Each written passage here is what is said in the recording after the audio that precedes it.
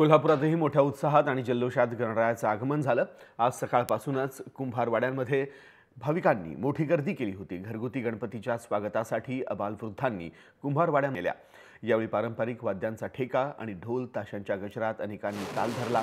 सार्वजनिक गणेशोत्सव मंडळाच्या कार्यकर्त्यांचीही आज सकाळपासूनच मोठ्या मूर्ती नेण्याची लगबग सुरू होती। गणरायाच्या आगमनाच्या निमित्तानं बाजारात फुलं, हार, तुरे, दुर्वा, श्रीफळ यांनी बाजार फुललेत। गणपतीसाठी सजावटीच्या वस्तूंची अक्षरशः रेलचेल आहे। घरगुती आणि सार्वजनिक गणेश मंडळांच्या गणेश मूर्तींचं भाविकांनी उत्साहात स्वागत केलं।